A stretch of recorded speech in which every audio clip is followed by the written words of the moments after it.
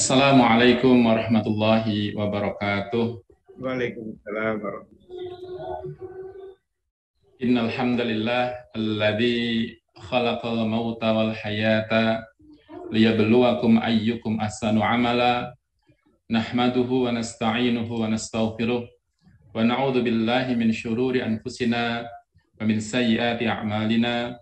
May yahdihillahu fala mudhillalah wa may yudlilhu fala hadiyalah. Asyhadu an la ilaha illallah wahdahu la syarikalah wa asyhadu anna Muhammadan abduhu wa rasuluh.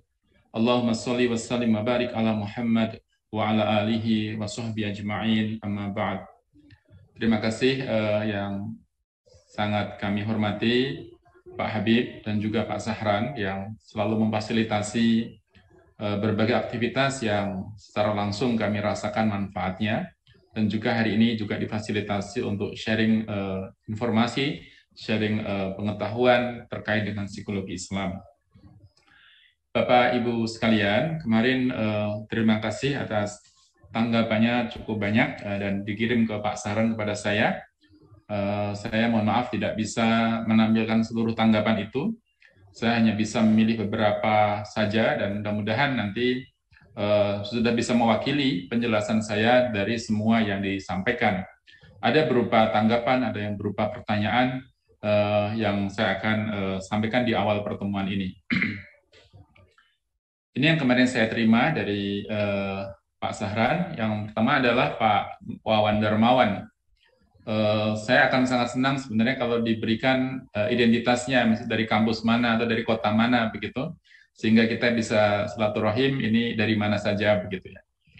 Pak Wawan menanyakan untuk mempelajari psikologi mengapa kita harus mengadopsi dari psikologi Barat, yang jelas dari segi pandang juga sudah berbeda. Benar sekali Pak Wawan bahwa makanya kita muncul psikologi Islam ini karena pada waktu itu ya, yang saya ceritakan pada pekan kemarin dalam sejarah itu, kita belum sekuat yang sekarang. Saya sampaikan bahwa suara psikologi Islam itu di tahun 1990-an, yang waktunya belum lama. Dan pada waktu itu ilmu psikologi juga mungkin di beberapa kampus masih termasuk ilmu psikologi yang baru. Di UMS ini baru berdiri tahun 1983, jadi belum begitu lama pula, dan belum berkembang seperti saat ini. Kalau saat ini kita sudah besar, sudah sampai menjangkau dari berbagai macam perguruan tinggi, sampai ke luar negeri, sampai kemana-mana kita sudah mulai kuat gitu ya. Kemudian, tapi kalau kita tidak mengadopsi psikologi Barat, seluruh literatur saat ini dominasi oleh buku-buku dari Barat. Sehingga kita nggak bisa mengabaikan atau membuang begitu saja referensi dari psikologi Barat. Toh tidak semuanya itu buruk. Banyak pula kebaikan-kebaikan yang perlu kita gunakan. Kemudian ada Pak Arik Rafid. Menurut saya psikologi Islam menjadi fardu ain untuk dipelajari karena kita terjajah dengan psikologi konvensional, karena sengketa yang terjadi juga ada dalam diri individu muslim.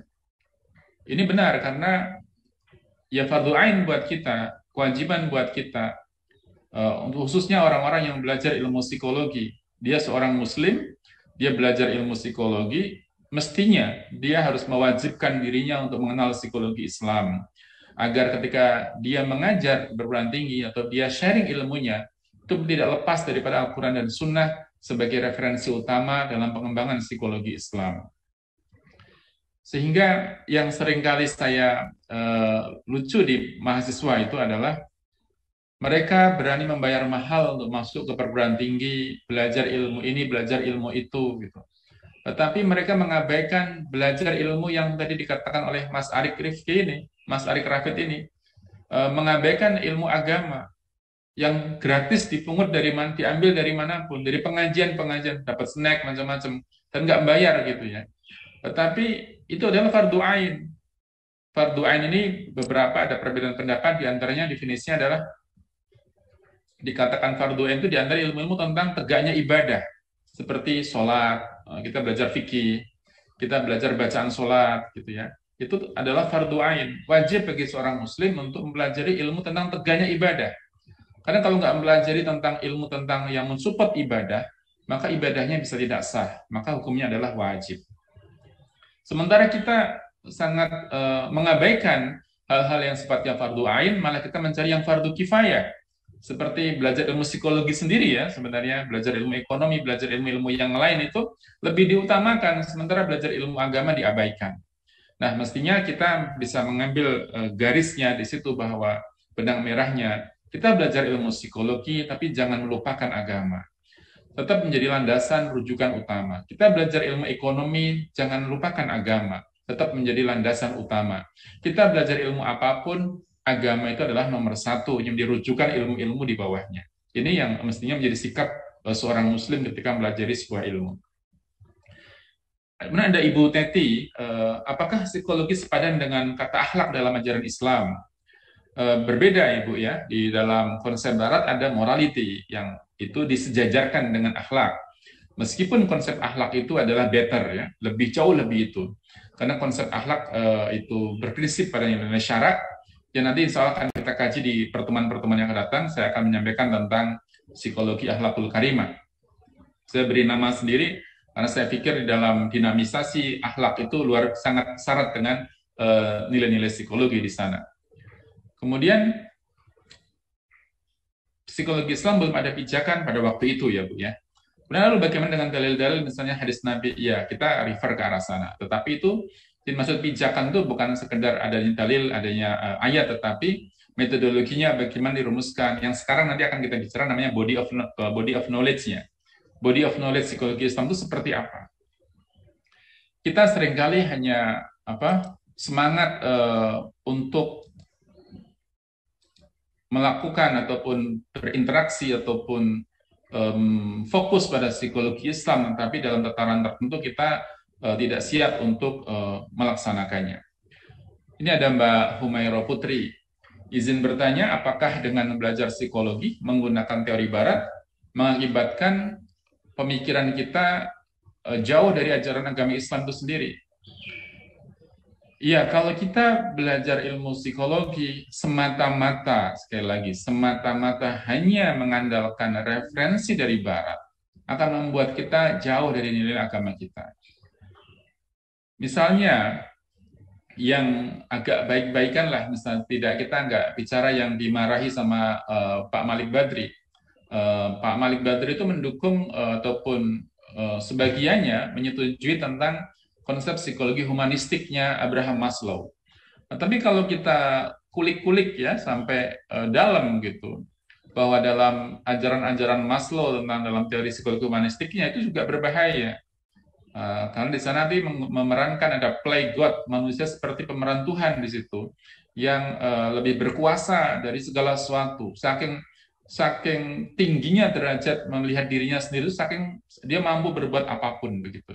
Nanti kita akan bahas di dalam slide-slide berikutnya. Ini kritik kita terhadap humanistik gitu. Benar kata Pak Malik Badri bahwa dalam beberapa bagian humanistik itu bagus gitu. Tapi di beberapa bagian yang lain kita perlu hati-hati. Nah, sekali lagi kita tidak menyetujui 100% dan kita tidak menyalahkan 100% konsep psikologi dari Barat ini karena banyak masalah yang kita bisa ambil dari sana. Kemudian Pak Irfan Ali Rahman, mohon izin bertanya, sampai sejauh mana para ilmuwan Muslim kontemporer dalam melakukan islamisasi psikologi yang selama ini psikologi Barat didominasi pemikiran ateis? Ya, kita bersama-sama Pak Ali Rahman, dan saya akhir tahun 2018 berkesempatan dengan beberapa teman dari Indonesia, termasuk Pak Bagus gitu ya. Kita datang ke India, ke Aligarh Islamic University. Aligarh itu di sana kita mengunjungi ataupun mengikuti seminar psikologi Islam. Namun menurut saya sampai di sana ternyata kita seperti mundur kajiannya. Kajiannya di kajian-kajian pada tahun 90-an masih tentang istilah Islamic psychology masih dipersoalkan di situ. Sehingga menurut saya sejauh yang saya ketahui dinamika pengembangan psikologi Islam di Indonesia ini mengalami pertumbuhan mungkin paling pesat ya, dan juga Malaysia dibandingkan dengan negara-negara yang lainnya. Kemudian masih ada dua lagi tentang mohon pencerahannya, bukankah antara Barat dan Islam adalah dua kutub yang berbeda? Saya pikir ini statement saja ya. Benar, saya setuju dengan Pak Ali Bowo. Dan terakhir mengatakan, ya ini juga benar bahwa kita seorang Muslim harus jangan inferior begitu. Saya selalu berpesan pada dosen-dosen muda yang sekolah ke luar negeri dengan dua kata, ojo gumunan, ojo kagetan gitu. Jangan mudah terpesona, jangan mudah kagum, dan juga mudah kaget dengan sesuatu yang berbeda dengan yang ada di Indonesia. Kalau kita mudah terpesona, kita mudah kaget, maka kita akan tergulung dengan situasi itu dan kita tidak bisa kritis lagi, tidak bisa critical thinking lagi. Maka perlu bagi kita, meskipun kita belajar di negeri-negeri barat, tetapi critical thinking terhadap nilai-nilai mereka harus kita tegakkan. Baik, terima kasih, dan saya akan mulai ke kajian tentang body of knowledge dalam psikologi Islam. Saya temukan beberapa buku di tahun 90-an, buku diantaranya ini buku yang ditulis oleh beberapa orang, yang ini diedit oleh Prof. Hussain, diantaranya tulisan dari Siddiq dan Malik tahun 96, dalam book chapter on Islamic Psychology, dia menuliskan definition and scope. Definisinya cukup unik dan menurut saya, dan dikritik oleh Kerry York Al-Karam dari Iowa, yang mengkritik ini definisi yang aneh di situ itu. Misalnya dia mengatakan the study of persons who have complete surrender and submission and obey the laws of God gitu. Itu dikatakan sebagai ilmu yang mempelajari tentang orang-orang yang memiliki penyerahan dan kepatuhan penuh dan mematuhi hukum-hukum Allah gitu. Jadi yang diteliti itu adalah study of the persons who have complete. Ini kata Al-Karam mengatakan definisi ini sama sekali tidak jelas bagaimana mereka sampai pada definisi itu juga. Juga tidak jelas seberapa berguna definisi ini dalam domain pengembangan psikologi modern. Ini kritiknya Al-Karam, yang beliau orang sekarang, yang orang kekinian, mengkritisi definisi yang telah lalu. Jadi kita dalam body of knowledge kita pahami dulu apa itu definisinya, biar kita mengerti, tidak keluar daripada bingkai utamanya. Kemudian juga ada tulisannya, bukunya An Introduction to Islamic Psychology-nya orang Indonesia, Wahab gitu. Ini Fahab.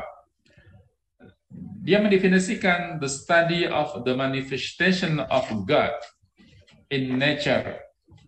Ini juga menurut saya definisinya ya gimana ya, jadi studi tentang manifestasi Tuhan di alam semesta yang tercermin di dalam pola perilaku semua organisme, baik itu hidup maupun tidak hidup, di semua lapisan kehidupan mereka dengan menggunakan paradigma Islam gitu. Ini pun menurut saya definisinya kurang begitu spesifik ya, terlalu luas. Yang ini perlu kita kritisi sebagai, dalam tadi Pak Wahbib mengatakan, dalam wacana-wacana ilmiah. Saya mengundang Pak Habib, Pak Saran, sore ini saya mengundang guru saya, guru kita semuanya, Pak Jumhana Bastaman. Saya tidak tahu apakah beliau hadir apa tidak. Beliau pengarang buku ini. Beliau adalah, saya bisa katakan, Bapak Psikologi Islam di Indonesia. Beliau dulunya dosen di UI, sudah purna tugas. Sekarang usianya sudah 80-an tahun kalau nggak salah beliau ini. Nggak tahu apakah berkenan hadir apa tidak. Kalau nanti berkenan, saya senang sekali kalau beliau nanti menyampaikan beberapa kata-kata di sini.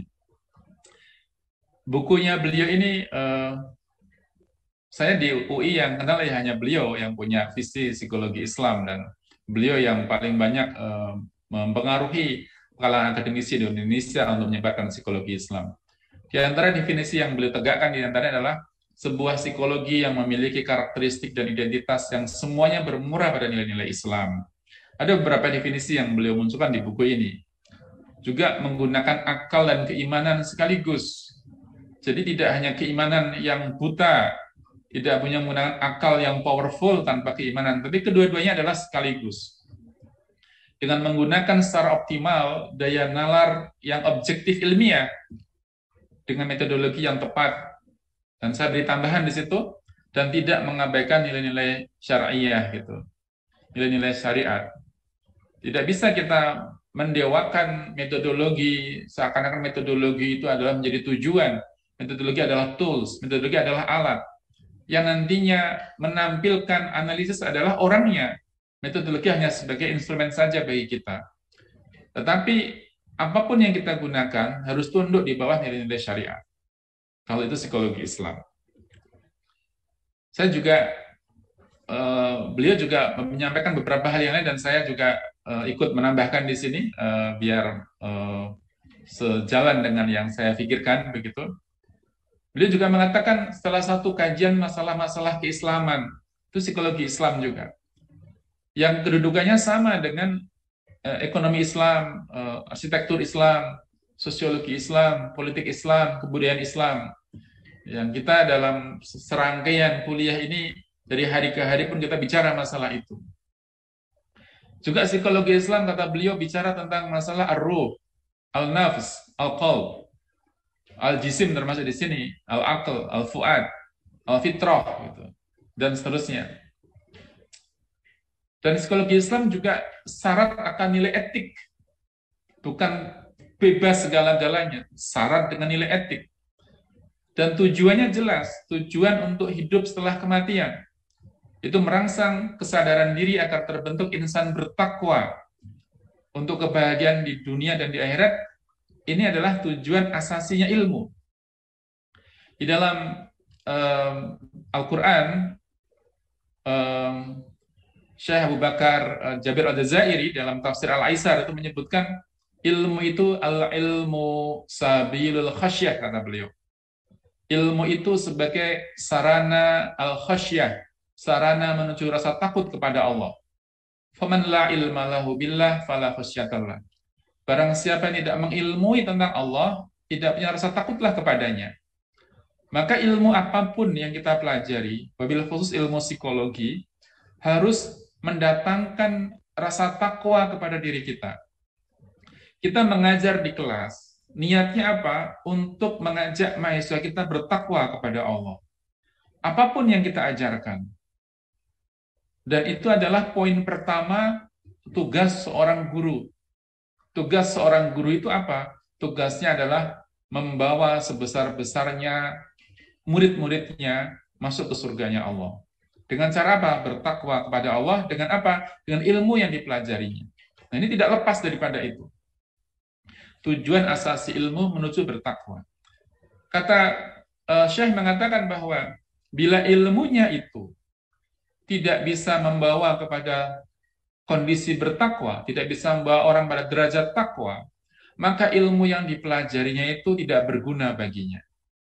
Maka poinnya adalah wa ma khalaqtul jinna wal insa illa liya'budun, supaya kita beribadah kepada Allah Subhanahu wa taala. Kemudian dalam psikologi Islam juga tidak hanya menekankan perilaku kejiwaan, tapi juga hakikat jiwa yang sesungguhnya. Ia diciptakan lalu bereksistensi di muka bumi ini, lalu dia akan pergi kemana? Itu pun dikaji dalam psikologi Islam. Maka ada yang namanya psikologi kematian. Tulisannya Pak Profesor Komarudin kalau nggak salah. Tentang bagaimana hadisnya banyak ini bicara masalah sakaratul maut. Yang menurut saya itu syarat dengan ilmu, dengan nilai psikologi di dalamnya. Saya menyimpulkan dari yang tadi saya sampaikan, menurut saya bahwa psikologi Islam itu adalah psikologi ilmu yang mempelajari tentang gejala-gejala kejiwaan manusia yang sejalan dengan nilai-nilai yang terkandung di dalam Al-Quran dan As-Sunnah. Jadi metodologinya apa? Parameternya apa? Sejalan dengan nilai-nilai Al-Quran dan nilai-nilai As-Sunnah. Hal yang tidak sejalan, maka dia keluar melenceng dari body of knowledge psikologi Islam. Ini yang saya pahami seperti itu. Kemudian, apa sih body of knowledge itu? Saya cari buku-buku yang kira-kira yang bicara masalah filsafat ilmu, tapi saya kok nggak menemukan ya. Saya ngambil dari buku yang berbeda ini, bahwa dikatakan bahwa secara umum body of knowledge itu adalah kayak semacam wilayah kajian utama. Apa sih kajian pokoknya psikologi Islam itu? Itulah body of knowledge kita. Wilayah kajian utama kita itu apa? Karena kalau kita sebut psikologi Islam, itu luas sekali. Mana yang mau kita kaji? Apakah semua yang berlabel Islam saja? Ataukah perilaku manusia yang dikupas dalam terminologi Islam, dalam paradigma Islam? Atau yang seperti apa? Karena luasnya tadi itu, maka perlu dirumuskan body of knowledge. Di antaranya dikatakan beberapa ahli dikatakan sebagai the combination of all known information. Ada teori, ada disiplin tentang studi for given subject, tentang mata pelajaran yang dipelajarinya pada waktu itu. Jadi segala hal, kombinasi dari hal-hal informasi yang diketahuinya, baik itu teori maupun disiplin studi terhadap subjek yang dipelajarinya, terhadap mata pelajaran yang dipelajarinya. Ada juga dikatakan oleh Weitz dengan struktur knowledge di sini yang digunakan untuk seorang untuk mengguide ia untuk mempraktekkan dalam pekerjaan tertentu. Artinya apa? Bahwa dia menuliskan kemudian kata-kata stepping stone to unifying community. Ada dua definisi yang ditawarkan oleh beliau sebagai batu loncatan bagi kita untuk menyatukan komunitas. Komunitas apa? Komunitas ilmu yang sama. Artinya apa? Bahwa body of knowledge ini bisa ditetapkan oleh organisasi profesi. Misalnya kita punya Himpunan Psikologi Indonesia, kita punya Asosiasi Psikologi Indonesia, itu akan membuat definisi yang mana kita akan terkotai dengan ini loh yang mau kita bahas dalam psikologi Islam itu apa seperti itu.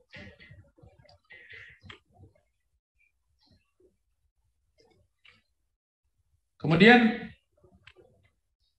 kita lewati saja ya. Nah, Bapak Ibu sekalian yang dirahmati oleh Allah, ada tiga. Sekarang kita masuk dalam body of knowledge-nya psikologi Islam. Ada tiga aspek utama yang ada pada manusia, yaitu adalah aspek jismiyah, ada nafsiyah, dan ada pula yang ruhaniyah. Yang jismiyah atau fisik, fisik kita, itu meliputi keseluruhan organ fisik biologis, seperti sistem syaraf, kemudian kelenjar, dan seterusnya. Yang itu akhirnya kita banyak belajar tentang ilmu faal, psikologi faal. Kalau sekarang ada biopsikologi, begitu. Kemudian nafsiyah adalah psikologis. Nafsiyah ini meliputi seperti kognitif, afektif, konatif, yang di dalamnya mengandung tiga dimensi, yaitu ada al-aql, dan al-qalb, dan al-nafs. Ada al-aql, al-qalb, dan al-nafs. Kita mengkaji masalah akal, qalb, nafs ini kajian yang sangat berat gitu ya. Di bagian berbagai ayat dalam Al-Quran, kata-kata ini sering digunakan juga berganti-gantian. Yang mana al-aql ini tidak merujuk kepada benda, yaitu otak, tetapi al-aql itu berdimensi psikologis. Kemudian yang tinggi adalah ruhaniyah, ruhnya, ataupun aspek atau dimensi spiritual, yaitu potensi luhur yang dimiliki oleh manusia yang memancarkan dua dimensi di sini, itu al-ruh dan al-fitrah. Yang ini hanya dimiliki oleh psikologi Islam. Bicara masalah ruhaniyah, tidak dimiliki oleh psikologi apapun, termasuk transpersonal. Nanti kita akan lihat sejauh mana transpersonal, sejauh mana Viktor Frankl misalnya di dalam hal ini bicara masalah transpersonal. Apakah sedalam psikologi Islam masuk ke ranah itu ataukah tidak? Nah, ini tiga hal ini yang juga diteliti di dalam psikologi Islam. Kemudian fokus kajian antar aliran, kalau kita lihat dari yang paling awal ya, kita kenal namanya yang bawah ini, yang bagian paling bawah nomor 1, ada physiological psychology, psikologi fisiologis, yang fokus kajiannya pada aspek-aspek jismiyah, fisik dari manusia, terutama pada fungsi-fungsi syaraf yang kerja tadi saya sampaikan, yang nanti muncul psikologi faal itu. Yang kedua yang psikoanalisis dan behaviorisme, fokusnya pada aspek-aspek jismiyah, fisik dan juga nafsiyah, psikologis, seperti dimensi al-nafas di situ. Nah, psikoanalisa itu memusatkan perhatian pada pengalaman masa lalu, sedangkan behaviorisme memusatkan perhatian pada masa sekarang, now and here, sekarang dan di sini ini gitu. Jadi ini keduanya fokus pada jismiyah dan nafsiyah. Humanistik di level yang berbeda, dia fokus pada aspek nafsiyah, pada aspek psikologis, itu pada dimensi al-nafs, al-aql, dan al-qalb, yang dalam bahasa kita. Nah, humanistik ini fokus pada kualitas manusia, yaitu pikiran, kemudian kognitif, perasaan, afektif, dan kemauan. Orang nyebutnya juga konatif. Ini kemauannya besar di dalam humanistik ini, sehingga menempatkan manusia di posisi yang sangat tinggi dibandingkan dengan psikoanalisis dan behaviorisme, di mana memberikan ada kata-kata free will di situ, ada kehendak bebas bagi manusia untuk, dan topnya paling tinggi adalah self-actualization-nya tadi itu, sebagai puncak tertinggi dari kebebasan manusia. Yang nomor 4, kemudian transpersonal. Ini fokusnya sebenarnya fokus pada ruhaniyah, transpersonal ini. Namun belum mencapai dimensi al-ruh dan al-fitrah. Kajiannya transpersonal. Transpersonal mencoba menjangkau batin terdalam dari manusia yang bersifat trans. Trans itu in between antara fisik dan metafisik di situ. Yang itu melampaui batas-batas manusia biasa. Makanya dikaji seseorang yang punya kemampuan yang melebihi batas kemampuan manusia biasa. Seperti apa? Seperti telepati, seperti orang Jawa bilang itu ngerti sak durunging winarah, itu apa sih? Apa namanya Pak Habib itu? Orang yang punya kemampuan super di situ. Namun kajian transpersonal menurut bacaan saya belum mencapai tataran the God spot, titik Tuhan itu nggak tercapai di situ. Yang ini menurut saya membuat kelemahan dari psikologi transpersonal. Yang nomor 5 di sini adalah konsekuensi penolakan. Apa yang maksudnya di sini? Menurut saya transpersonal itu melakukan sesuatu yang unfinished gitu ya, belum selesai menurut saya. Jadi psikologi Barat itu kan menolak adanya Tuhan. Para tokoh-tokohnya didominasi oleh orang-orang ateis. Mereka sebenarnya telah memahami konsep manusia secara lengkap dari mulai fisik, psikis, sampai ke spiritual.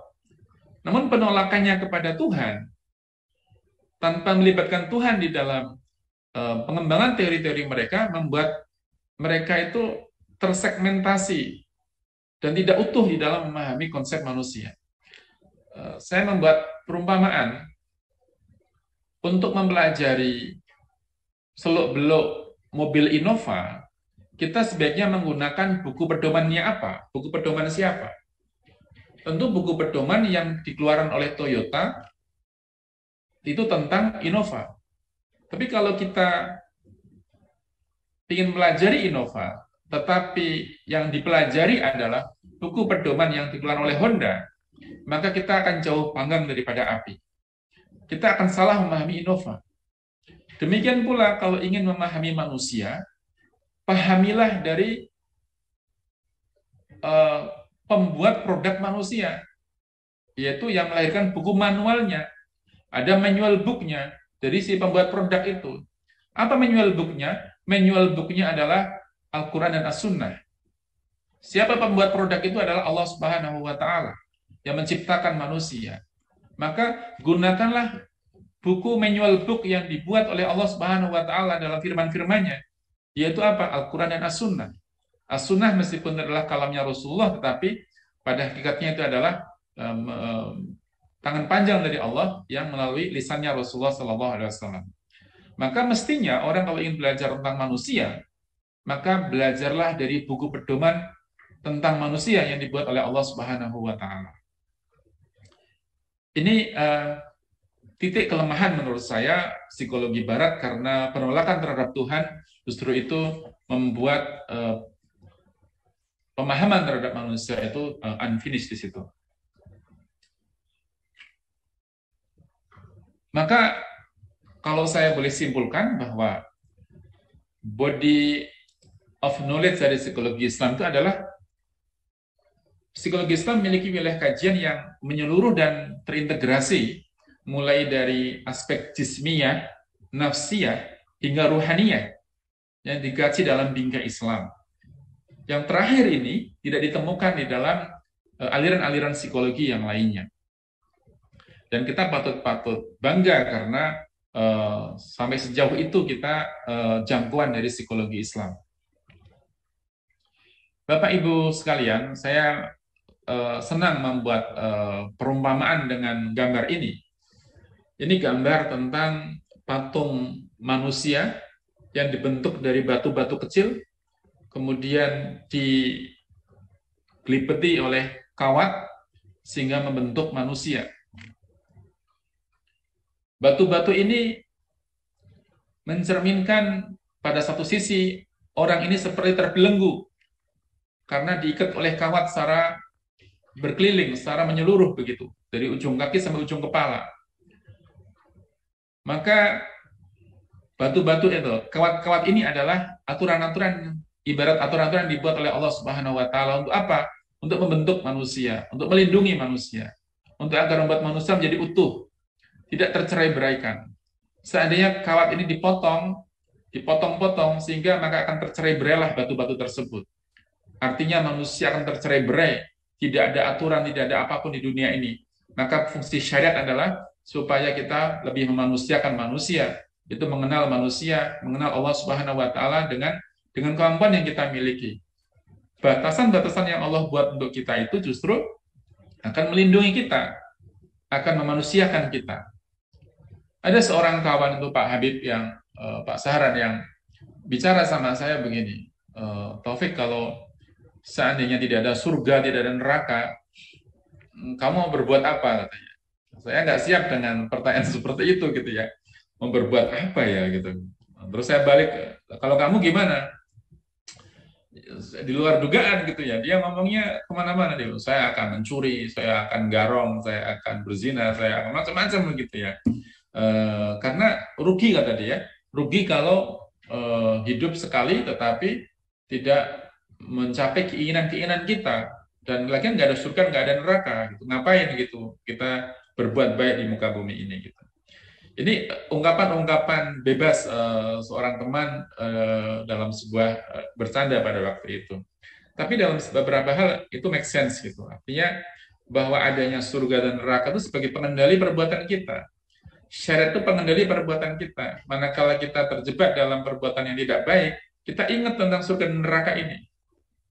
Sehingga kita bisa menahan diri untuk tidak terlanjur masuk terlalu jauh begitu. Kenapa ada surga dan ada neraka di dalamnya? Dan itu pun membuat batasan buat kita. Maka Al-Quran dan Sunnah pun menjadi bingkai buat kita untuk mempelajari manusia. Dalam sebuah hadis dikatakan tafakkaru fil khalqi wala tafakkaru fil khaliqi. Berpikirlah kamu tentang ciptaan Allah, tapi jangan terlalu banyak berpikirlah kamu tentang siapa yang menciptakan makhluk itu, yaitu Allah Subhanahu wa taala. Itu bingkainya buat kita. Nah, kalau ada istilah Islam liberal itu suatu dua kata yang bertentangan. Islam itu di situ ada batasan-batasannya, kok dikasih nama liberal yang bebas. Jadi suatu hal yang kontradiktif sebenarnya. Islam ya Islam, jangan diberi tambahan-tambahan apapun, karena itu akan menjadi kontradiktif. Dalam ini adalah konsep Islam liberal. Ini buku yang menarik. Ini mudah-mudahan nanti suatu ketika bisa menghadirkan Prof. Baharuddin, beliau asli dari Sumatera Utara. Ini bahan dari disertasi beliau tentang paradigma psikologi Islam, psikologi Islami.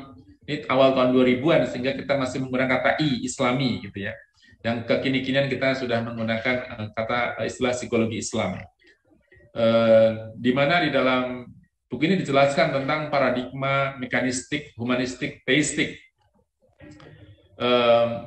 relasi psikologis dari aspek jismiyah, kemudian aspek nafsiyah dan juga aspek ruhaniyah yang bersumber dari relasi integral antara alam, kemudian manusia dan Allah Subhanahu wa taala. Ada alam fisik, kemudian ada manusia dan ada Allah Subhanahu wa taala. Itu seperti jismiyah, nafsiyah dan ruhaniyah. Dan selanjutnya melahirkan paradigma yang mekanistik, kemudian humanistik dan teistik. Paradigma yang mekanistik, kealaman, humanistik, ya, manusia, dan teistik yang berfokus kepada Sang Pencipta alam. Nah, secara umum ilmu psikologi itu berada pada ranah mana? Ranah mekanistik, humanistik. Maka ada dua paradigma dalam psikologi, yaitu paradigma mekanistik dan paradigma humanistik. Nah, dalam paradigma mekanistik itu menjunjung tinggi prinsip-prinsip sebab akibat, prinsip-prinsip kausalitas di dalam memahami manusia. Sehingga nanti manusia itu tunduk pada pengalaman-pengalaman masa lalu dan pengalaman-pengalaman saat ini. Sehingga manusia bersifat mekanistik, deterministik, kemudian pesimistik, dan juga dehumanistik. Lihatlah seperti kajiannya Sigmund Freud dan kajian-kajian dalam aliran-aliran behaviorisme.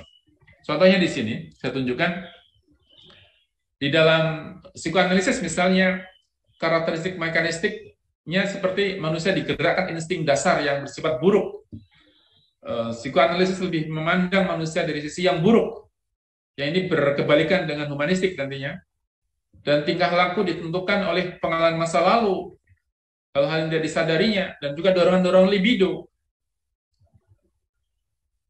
Kemudian munculnya kalau ada seorang melakukan perbuatan atau perilaku yang positif, kata psikoanalisis, kata Freud, itu merupakan bentuk pengalihan dari perilaku yang negatif. Jadi mekanistik. Saya lebih baik kuliah daripada saya keluyuran di lapangan, keluyuran di jalan. Lebih baik saya ngaji daripada saya pacaran, misalnya. Jadi mekanistik. Perbuatan ngaji kita, kuliah kita, tidak didorong oleh keinginan untuk kuliah, tetapi dari pengalihan perilaku negatif pada perilaku yang positif. Jadi mekanistik. Kemudian juga lebih baik menikah daripada berzina. Jadi pilihannya itu. Tidak ada sisi idealitas yang kita bangun untuk melakukan perilaku kita secara mandiri. Tidak ada free will dari kita. Itu yang dikritik oleh humanistik. Mestinya saya pergi haji supaya dipanggil Pak Haji. Itu mekanistik. Daripada uang saya nggak kepake, kemudian saya haji saja. Gitu. Jadi mekanistik. Tidak ada istilah bahwa saya haji dalam rangka menghadap kepada Allah, dalam rangka memenuhi panggilan Allah. Gitu. Yang itu muncul dari dalam diri kita sendiri. Dan dalam paradigma behaviorisme misalnya, mengutamakan pengalaman masa kini dan di sini. Nah, tingkah laku manusia bersifat mekanistik, berdasarkan stimulus dan respon. Kayak saklar itu on off begitu. Saya minum karena saya haus. Saya pukul dia karena dia mukul saya. Saya berbuat baik kepada dia karena dia juga pernah berbuat baik kepada saya. Jadi perilaku kita itu disetir oleh orang lain. Perilaku kita disetir oleh orang lain. Baiknya kita pada orang lain semata karena orang lain berbuat baik kepada kita. Maka orang bisa menyetir perilaku kita. Bisa mengendalikan kita. Biar dia berbuat baik kepada saya akan berbuat baiklah kepada dia. Ini mekanistik namanya. Nah, stimulus yang menguntungkan akan direspon positif, dan yang tidak menguntungkan akan direspon negatif. Padahal manusia tidak seperti itu. Ada yang stimulusnya negatif, direspon negatif. Ada yang stimulusnya negatif, direspon positif, dan sebaliknya. Karena kita punya free will, kita punya kehendak bebas. Kita bandingkan dengan psikologi Islam. Juga di dalam humanistik dan transpersonal berada pada paradigma humanistik. Paradigma ini menjunjung tinggi nilai dan kualitas kemanusiaan yang memandang manusia sebagai makhluk yang humanistik, subjektif. Jadi kebalikannya dari tadi. Kualitas manusia berupa apa? Pikiran, perasaan, dan kemauan. Nah, disinilah tadi yang ditanyakan oleh Mbak siapa tadi? Humaira ya. Manusia memiliki kebebasan penuh yang berkuasa dalam aliran humanistik ini dan transpersonal untuk menentukan nasibnya sendiri. Sehingga manusia berperan seakan-akan sebagai Tuhan di situ. Saya yang berkuasa terhadap diri saya sendiri. Transpersonal misalnya mengatakan bahwa mereka mengarah pada paradigma spiritual tapi yang non-teistik, spiritual yang tanpa Tuhan. Yang ini sulit dibayangkan gitu ya. Jadi dia berprinsip pada apa? Seperti seorang teman saya ketika tahu bahwa disertasi saya dicoret-coret oleh pembimbing. Teman saya ini ateis, dia mengatakan, Taufik, I pray for you, kata dia. Taufik, aku berdoa untukmu. Saya tanya, pray with who, kata saya. Berdoa dengan siapa? Bukankah kamu nggak punya Tuhan? Gitu. Dia mengatakan, I will revise my statement, kata dia. Saya akan rubah statement saya.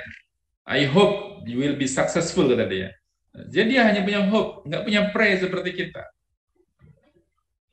Dan Viktor Frankl misalnya mengatakan, maksud spiritual dalam transpersonal tidak mengandung arti agama, melainkan inti kemanusiaan dan sebagai sumber makna hidup begitu. Jadi bukan agama, masih belum menjangkau zatnya Allah di situ itu. Karena itu masih kalau saya kok melihat kalau ada unsur-unsur gengsi gitu ya untuk masuk ke ranah-ranah agama ini. Kurang 10 menit. Nah, Bapak Ibu sekalian, sekarang saya akan mengenalkan tentang paradigma psikologi Islam. Dalam paradigma mekanistik, menganggap manusia seperti tidak berdaya menentukan perilakunya sendiri. Sementara psikologi Islam itu meyakini bahwa kita mampu memiliki kebebasan menentukan perilaku kita sendiri. Dalam surat Al-Balad misalnya Allah Subhanahu wa taala berfirman, "A'udzubillahi minasyaitonirrajim. Wa hadainahun najdain." Bukankah telah aku tunjukkan pada kalian dua jalan? Dan Ibnu Katsir di dalam rahimahullah dalam menafsirkan ayat ini dengan sebuah hadis. Ya ayuhan nas innahuman najdan, najdul khairi wa najdul syarri. Kata beliau, wahai manusia, sungguhnya keduanya adalah dua jalan. Itu jalan kebaikan dan jalan keburukan. Dan bertanya di situ, maka apakah yang membuat jalan keburukan lebih disukai olehmu daripada jalan kebaikan? Memang Allah Subhanahu wa taala memberi kita kebebasan. La ikraha fid din. Qad tabayyana rusydu minal ghayy dan seterusnya. Tidak ada paksaan di situ. Ada dua jalan, mau Islam atau mau kafir. Tetapi Rasulullah di sini bertanya, tapi kenapa? Apa yang membuatmu berpaling dari kebenaran dan malah berpihak pada keburukan? Meskipun ada dua jalan, tetap saja dibimbing orang-orang supaya mengarah pada jalan kebaikan. Di dalam surah Al-Kahfi 29 juga dikatakan, yang artinya kebenaran itu datangnya waqulil haqqu min rabbikum. Kebenaran datang dari Allah Subhanahu wa taala. Maka barang siapa faman syaa'a falyu'min wa man syaa'a falyakfur. Kalau mau beriman ya hendaklah ia beriman. Kalau mau kafir ya kafirlah begitu. Nah, orang diberikan kebebasan untuk memilih. Terserah mau yang mana. Tidak ada paksaan untuk mereka memilih agama Islam. Ada kehendak bebas di sana. Maka paradigma psikologi Islam melintasi dari mekanistik dan humanistik. Nah, kelemahan dari paradigma humanistik itu, manusia memiliki kebebasan mutlak untuk menentukan perilakunya sendiri. Jadi dia bebas untuk menentukan perilakunya sendiri seperti apa. Psikologi Islam berbeda. Psikologi Islam memandang manusia memiliki kebebasan namun terbatas. Bebas tapi terbatas. Di dalam bingkai tadi itu. Seperti patung yang diikat oleh kawat-kawat tadi. Kawat-kawat tadi adalah syariat. Kawat-kawat tadi adalah bingkai agama. Nah, paradigma humanistik mencoba memasuki sisi spiritual manusia yang unfinished, yang tadi saya katakan, tidak selesai di situ, yang belum selesai. Manusia punya ketergantungan pada daya spiritual, tapi bukan agama, gitu. Apa kalau begitu? Ya sesuatu, terus apa, gitu. Itu nggak jelas. Sedangkan psikologi Islam, ya segala subjek itu Allah. Sentralnya di Allah. Yang maha menguasai segalanya. Maliki yaumiddin. Yang memberikan kebebasan pada kita untuk memilih dan membatasinya. Ayat yang terkenal surah Ar-Ra'du ayat 11. Innallaha la yuhayyiru ma biqaumin hatta yuhayyiru ma bi anfusihim. Meskipun demikian, tetapi wa idza aradallahu biqaumin su'an fala maraddalah di situ. Dan apabila Allah menghendaki keburukan terhadap suatu kaum, maka tak ada yang dapat menolaknya. Meskipun kita itu dibiarkan begitu, rubahlah oleh dirimu sendiri, tapi Allah Subhanahu wa taala tetap akan mengarahkan kepada jalan kebaikan. Saya kemarin dikirimi ayat oleh Dr. Yasir dari Makassar. Mudah-mudahan hari ini beliau ada di sini. Surah Al-Isra ayat 19. Wa man aradal akhirata wa sa'alaha sa'yaha wa huwa mu'min faulaika kana sa'yuhum mashkura. Kita tidak bisa mengatakan menginginkan akhirat yang baik tanpa wa sa'alaha sa'yaha, tanpa mengusahakannya. Sekali lagi itu pada ranah free will kita. Kebebasan kita untuk mengusahakan itu. Dan dengan catatan, bingkainya apa? Wa huwa mu'min. Bingkainya asalkan dia seorang mukmin. Maka kalau dalam psikologi dia indigenous ada psikologinya Suryo Mentaram itu Pak Habib, salah satu dari keturunan Raja Mangkubuwono di Jogja, ada beliau punya teori namanya kawruh jiwa, di antara tentang mulur mungkret gitu ya. Mulur ya mungkret, kadang-kadang tarik ulur lihat situasinya. Nah, seperti tadi ya, gambar ini yang menurut saya mewakili batasan-batasan itu penting untuk mengatur manusia.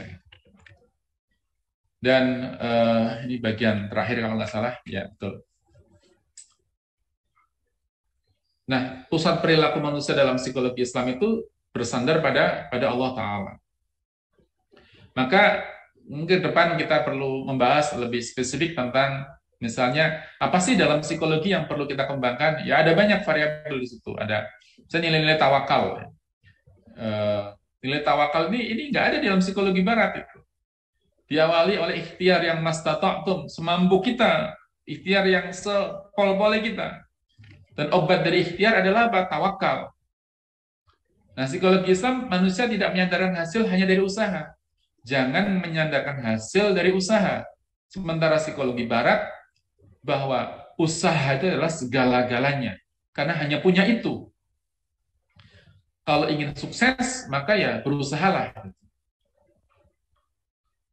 Dan behaviorisme mengatakan rajin pangkal pandai, hemat pangkal kaya. Apakah orang yang rajin pasti pandai? Apakah orang yang hemat pasti kaya gitu? Nah, itu mekanistik kalau seperti itu. Ada kita mengenal namanya dua macam atribusi internal, atribusi eksternal. Lalu di mana peran Allah di situ? Suatu perilaku dipengaruhi oleh faktor internal, dipengaruhi oleh faktor orang lain. Padahal mestinya kita muncul teori baru, atribusi transendental. Jatuhnya daun dari pohon itu tidak lepas daripada kekuasaan Allah, pengamatan Allah. Jadi segala perilaku kita nggak pernah lepas daripada zatnya Allah. Maka mesti ada atribusi transendental. Bahwa perilaku kita tidak lepas daripada qada dan qadarnya Allah. Lalu konsep ikhlas misalnya. Di dalam psikologi ada altruism, yaitu menolong tanpa pamrih. Atau artinya menolong dengan tulus. Psikologi Islam menolong itu ada pamrih. Pamrihnya apa? Mencari ridhonya Allah. Namanya tulus ikhlas di situ itu. Nah, konsep altruisme itu ya sedikit berbeda lah dengan konsep ya, ikhlas. Karena ikhlas itu ada pamrihnya. Pamrihnya apa? Mengharap ridho dari Allah Subhanahu wa taala. Mereka nggak punya subjek Allah itu, sehingga ya menolong saja begitu. Nah, rasa syukur misalnya dalam psikologi positif. Syukur itu give thanks to others. Mengucapkan terima kasih pada orang lain. Dalam psikologi Islam, syukur itu give thanks to others and to Allah begitu. Terima kasih ya Pak Habib, terima kasih ya Pak Sahran, dan alhamdulillah begitu. Dan alhamdulillahnya ke Allah begitu. Jadi kepada manusia, kepada Allah. Kebahagiaan misalnya, psikologi positif, orientasinya duniawi. Psikologi Islam, dunia wal akhirah. Rabbana atina fid dunya hasanah fil akhirati hasanah wa qina adzabannar. Dan dalam Sokrates itu ada teori namanya eudaimonia. Diterjemahkan dalam bahasa Inggris menjadi the good life, kehidupan yang baik. Dalam Al-Quran surah An-Nahl 97 disebutkan, man amila sholihan min dzakarin aw unsa wa huwa mu'min falanuhyiyannahu hayatan thayyibah. Jadi barang siapa yang beramal soleh, kemudian baik laki-laki ataupun perempuan, dan dia seorang mukmin, falanuhyiyannahu hayatan thayyibah, maka akan aku berikan kepada dia kehidupan yang baik. Nah itu jauh lebih baik daripada eudaimonia, daripada the good life, daripada happiness. Terakhir adalah akhlakul karimah. Konsep moral baik dan buruk itu dalam konsep moral itu kondisional, berprinsip pada budaya dan kebiasaan, bahkan berprinsip pada mayoritas. Dan psikologi Islam, baik dan buruk itu sangat tegas, berprinsip pada syariah. Tadi dikatakan al-haqqu min rabbik, kebenaran itu datang dari Tuhanmu. Jadi tegas di situ, jelas gitu, tidak kondisional. Saya pikir itu yang saya sampaikan Pak Habib dan Pak Sahran dan Bapak Ibu sekalian.